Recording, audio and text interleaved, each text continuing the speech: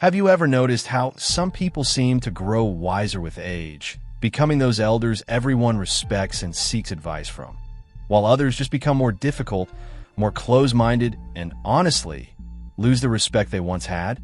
It's a fascinating psychological phenomenon that happens right before our eyes. Today, we're diving into something that might hit close to home for many of us: the 7 signs of a stupid person in old age. And trust me, these aren't just minor quirks or habits. These are the behaviors that can completely erode the respect people have for their elders, despite our cultural programming to honor older generations.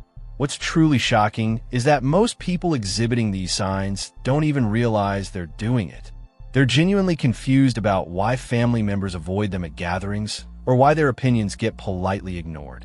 Before we jump into these eye-opening signs, make sure you hit that subscribe button and click the notification bell so you never miss content like this that could literally transform your relationships or help you avoid these pitfalls as you age.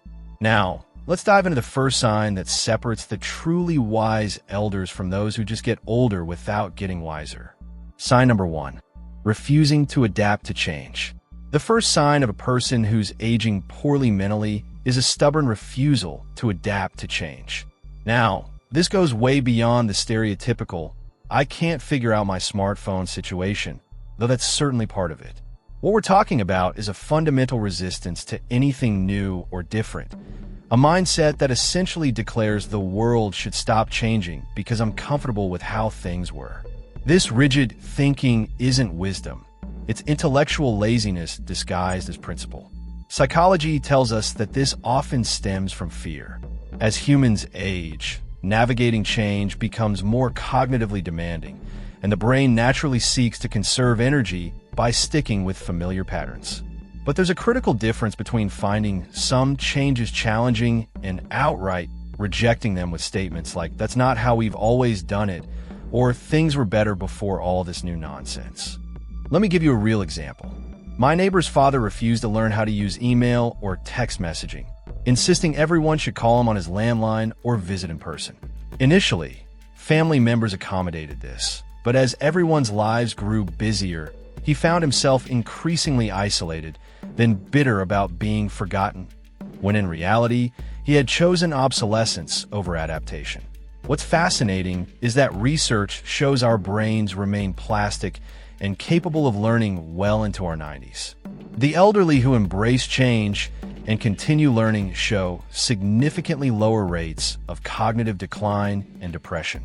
They don't have to master every new technology or trend, but they approach novelty with curiosity rather than contempt. The respect-building alternative is simple but powerful.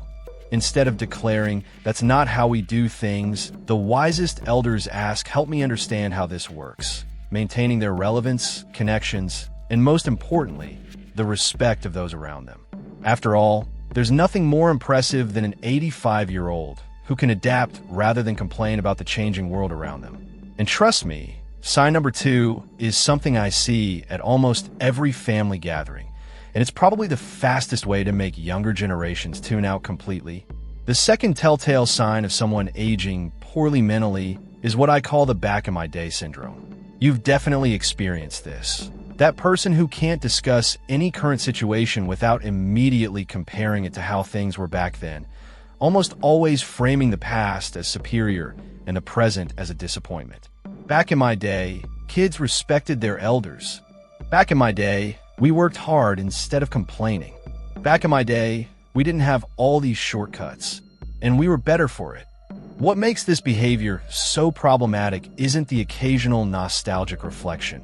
It's the constant, reflexive comparison that implies everyone today is somehow inferior to the golden generation of yesteryear. Psychology reveals something fascinating about this behavior. When someone consistently idealizes the past, they're often not actually remembering history accurately. They're engaging in what researchers call rosy retrospection, a cognitive bias that selectively filters memories to preserve positive emotions while discarding negative ones. At Thanksgiving last year, my uncle spent 20 minutes explaining how music used to have real meaning. while everyone at the table gradually found reasons to migrate to the kitchen or check their phones. The sad irony was that he genuinely couldn't understand why nobody wanted to engage with his perspective. This constant comparing doesn't come across as wisdom. It registers as complaining. And nothing drains respect faster than someone who seems permanently dissatisfied with the present moment, especially when their comparisons often ignore the very real problems that existed in those good old days. The respect-building alternative is straightforward. Acknowledge progress alongside tradition. The wisest elders I know can say, "Things were different when I was young, some better, some worse, but I'm fascinated by how things have evolved." This balanced perspective shows true wisdom, the ability to see continuity and progress rather than just decay and decline. And speaking of perspectives, sign number 3 is particularly damaging because it directly attacks the dignity of younger generations. Sign number 3, dismissing young people's perspectives. The third sign that someone is aging poorly mentally is when they consistently dismiss or invalidate younger people's perspectives. This goes beyond simple disagreement.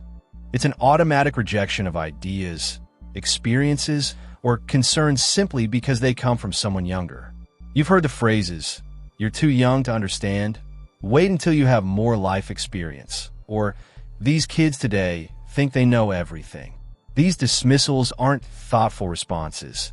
They're conversation enders disguised as wisdom. What's fascinating is what the research tells us about this behavior. According to developmental psychologists, this dismissive attitude often masks insecurity. As the world changes rapidly, some older individuals feel their expertise and relevance slipping away. Rather than engaging with new perspectives that might challenge their worldview, they simply invalidate the messenger. I witnessed this recently at a family discussion about climate change. When my cousin, who literally studies environmental science, tried sharing research findings, my great-uncle interrupted with, "I've seen weather patterns change my whole life. This is just another cycle you young people are panicking about." He wasn't offering a counterargument. He was asserting that her education and knowledge were less valuable than his casual observations. This behavior creates a vicious cycle. The more an older person dismisses younger perspectives, the less young people engage with them. This increasing isolation then reinforces the elders' belief that young people don't respect their elders anymore, when in reality, respect eroded because genuine communication was repeatedly shut down. The respect-building alternative demonstrates true wisdom, approaching generational differences with curiosity instead of judgment. The elderly people who maintain deep connections across generations are those who ask questions like, "Help me understand how your generation sees this," or "That's different from my experience. Tell me more about yours." They recognize that different perspectives aren't threats, but opportunities for mutual growth. And this leads perfectly into our fourth sign, which might be the most socially isolating behavior of all. Our fourth sign of someone who's aging poorly mentally is the conversation monopolizer. That person who doesn't just participate in conversations, they dominate them entirely. They talk endlessly without listening, interrupt others mid-sentence, and somehow manage to redirect every discussion back to their experiences, opinions, or stories you've likely heard multiple times before. This isn't just annoying. It reveals a fundamental misunderstanding about what conversation actually is. Healthy communication is an exchange, not a broadcast. Yet for some reason, certain individuals seem to develop this habit more severely as they age, perhaps believing their accumulated years entitle them to more airtime. Communication researchers have documented this phenomenon extensively.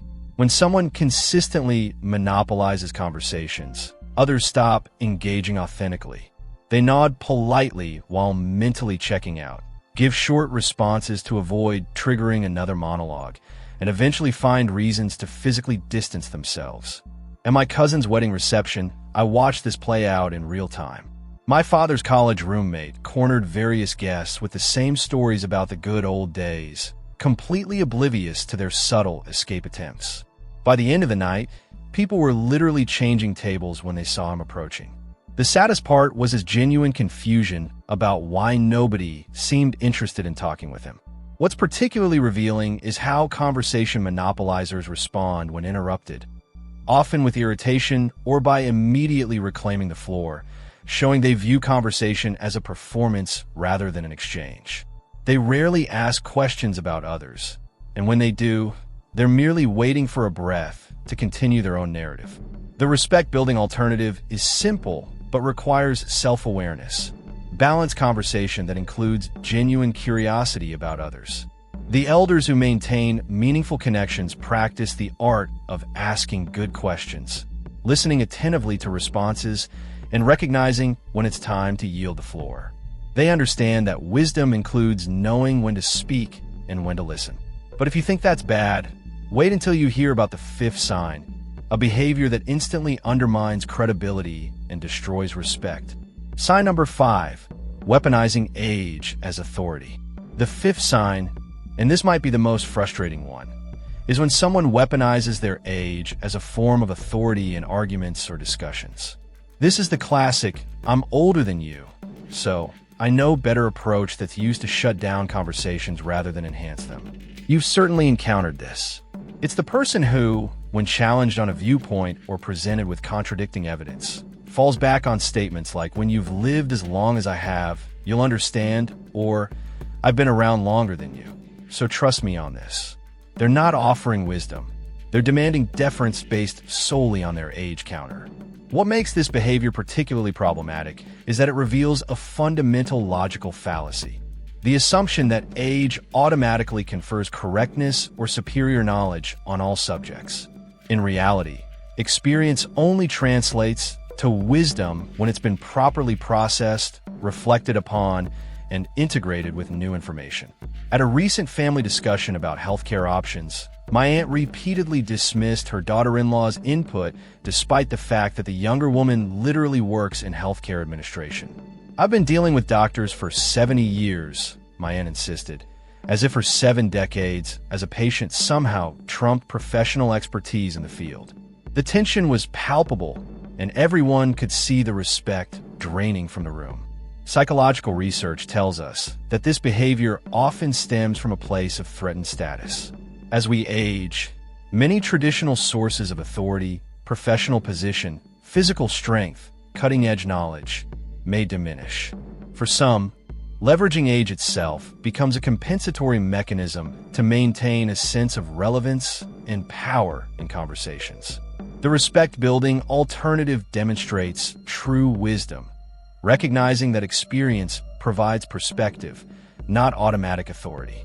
The most respected elders I know are those who say, "In my experience, I've found this to be true, but I'm curious about your perspective," or "That's different from what I've known, but I'm open to learning."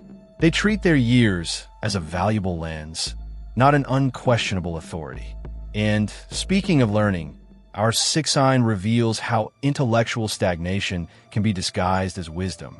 The sixth sign of someone aging poorly mentally is completely neglecting personal growth with the excuse that they're too old to learn new things. This isn't about natural cognitive changes that come with aging. It's about a deliberate choice to stop evolving as a person. You've heard the phrases, "You can't teach an old dog new tricks," "I'm set in my ways," or "At my age, I don't need to learn anything new." These aren't just casual comments. They reveal a fundamental decision to stop growing intellectually, emotionally, or personally. What's fascinating about this mindset is how directly it contradicts neuroscience research. Studies consistently show that our brains maintain neuroplasticity throughout our lives. The capacity to learn doesn't disappear with age, though it may require more deliberate practice and different approaches. When someone declares themselves too old to learn, they're not describing a biological reality. They're expressing a choice. My neighbor's father retired at 65 and declared he was done learning. He rejected book recommendations, refused to try new hobbies, and dismissed opportunities to volunteer or mentor. Within 3 years, family members noticed he had become noticeably less engaged, less interesting in conversation, and increasingly fixated on the same small set of topics and opinions. What began as a choice to stop growing eventually narrowed his entire world. This stagnation mindset creates a self-fulfilling prophecy. When someone decides they're too old to learn, they stop challenging themselves mentally. This lack of cognitive stimulation can actually accelerate mental decline, creating the very situation they were using as an excuse. The respect-building alternative embraces lifelong learning as a core value. The most vibrant and respected elders are those who maintain curiosity, taking up new hobbies, reading widely, engaging with different perspectives, and finding ways to contribute their accumulated wisdom while continuing to grow. They understand that learning isn't just about acquiring facts. It's about maintaining mental flexibility and staying engaged with a changing world. And this leads perfectly to our seventh and perhaps most destructive sign, one that truly separates those who age with dignity from those who become cautionary tales. Our seventh and final sign, the one that perhaps most clearly separates those who age with dignity from those who don't, is the choice to cultivate bitterness instead of wisdom. This is when someone allows their disappointments, regrets, and grievances to harden into a permanent negative worldview rather than processing these experiences into genuine insight. You know exactly who I'm talking about. That person who seems to have compiled a comprehensive mental catalog of every slight, unfairness, or disappointment they've ever experienced. Their conversations are peppered with complaints about how the world has wronged them, how nothing is fair, and how everything is worse than it used to be. They've transformed their accumulated years not into perspective, but into proof that life is fundamentally unfair. What's particularly insidious about this pattern is how contagious negativity can be. Research in social psychology shows that chronic complaining and negative perspectives actually activate stress responses in listeners. This is why everyone at the family gathering gradually finds reasons to migrate away for the perpetually negative elder. Their bitterness isn't just unpleasant, it's physically and emotionally draining to be around. I witnessed the stark contrast between two approaches to aging at my grandmother's nursing home. Her roommate, despite having similar health challenges, spent every visit recounting her grievances against her children who didn't visit enough, against the staff who never got things right, against her body for betraying her. The result? Brief, obligatory visits from family who clearly couldn't wait to leave. Meanwhile, my grandmother, who certainly had her share of hardships, somehow transformed her experiences into wisdom and perspective. When facing difficulties, she'd often say, "This too shall pass," or at least I now know what truly matters. The difference in how people responded to them was striking. My grandmother's room was regularly filled with visitors of all ages genuinely enjoying her company. Neuroscience gives us insight into this difference. Our brains actually become more efficient at processing emotional information as we age, potentially allowing for greater emotional regulation and perspective, but only if we actively engage in that emotional processing rather than simply rehearsing our grievances. The respect-building alternative is choosing wisdom over bitterness, the deliberate decision to process life's inevitable disappointments into perspective rather than poison. The most respected elders are those who can say, "Life hasn't always been easy, but here's what I've learned that might help you," rather than "Life is unfair, and you'll see that I was right all along." And that brings us to the most important question. How do we ensure we age with dignity rather than becoming that person everyone avoids? So there we have it. The 7 signs that separate those who age with grace and wisdom from those who, frankly, become the cautionary tales we all hope to avoid becoming. The reality is that aging itself doesn't determine whether someone becomes wise or merely old. It's the choices made along the way. Each of these signs, refusing to adapt to change, constantly comparing the present unfavorably to the past, dismissing young people's perspectives, monopolizing conversations, weaponizing age as authority, neglecting personal growth, and cultivating bitterness instead of wisdom, represents a fork in the road. And at each fork, we have a choice. What's truly fascinating is that research in developmental psychology suggests these patterns typically solidify in our 60s and 70s, but they begin forming much earlier. The habits of mind we practice in our 30s, 40s, and 50s create the neural pathways that either lead to wisdom or to rigidity as we age. The good news is that awareness is the first step toward change. Simply recognizing these patterns, whether in ourselves or others, opens the door to choosing a different path. The capacity for growth, adaptation, and learning doesn't disappear with age. It just requires more intentional practice. True wisdom lies not in accumulating years, but in how we process those years, turning experience into insight, challenges into perspective, and changes into opportunities rather than threats. The most respected elders aren't those who demand deference based on age, but those who earn it through their continued growth, genuine curiosity, and balanced perspective. Aging is inevitable, but how we age is largely a choice. And it's a choice we make not once, but daily, in how we respond to change, engage with others, process disappointments, and approach learning. The question isn't whether we'll grow old. It's whether we'll grow wise in the process. The beautiful truth is that it's never too late to choose a different path. No matter your age right now, whether you're watching this in your 20s and thinking about your grandparents, or you're in your 70s and recognizing some of these patterns in yourself, today is the perfect day to make a different choice. Wisdom isn't automatic with age, but it's available to anyone willing to cultivate the right mindset.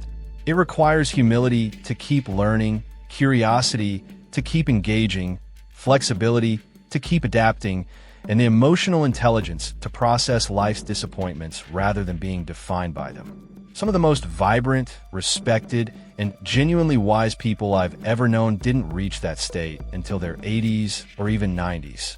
They made conscious choices to break negative patterns, open themselves to new ideas, and transform their experiences, even the painful ones, into genuine insight rather than bitterness.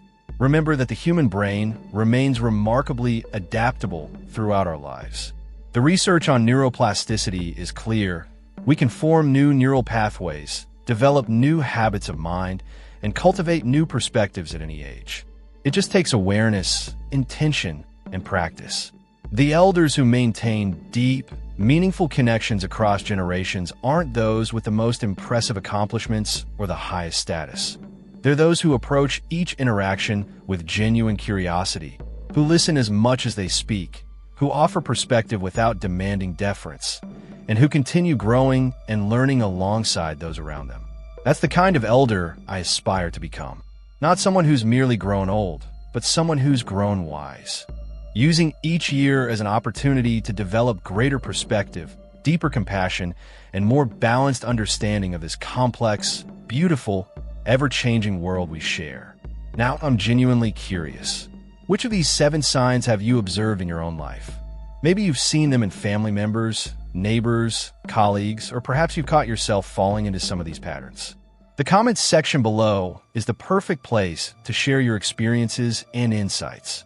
Have you encountered that person who refuses to adapt to even the smallest changes? Or maybe you know someone who's weaponized their age as the ultimate trump card in discussions. We can all learn from each other's observations and experiences, so don't hesitate to share yours below. And if you found value in today's exploration of aging with wisdom versus mere aging, please hit that like button to help our algorithm reach more people who might benefit from this conversation. This topic affects literally everyone. We're all either experiencing aging ourselves or watching loved ones navigate this journey. Subscribe to join our growing community of people committed to personal growth, psychological understanding, and living with greater awareness. When you hit that notification bell, you'll never miss our weekly deep dives into the patterns that shape our lives and relationships. And finally, if you know someone who might benefit from this perspective, perhaps a friend struggling with an elderly relative or someone approaching retirement themselves, please share this video with them. Sometimes the most valuable gift we can offer is a new perspective or framework for understanding.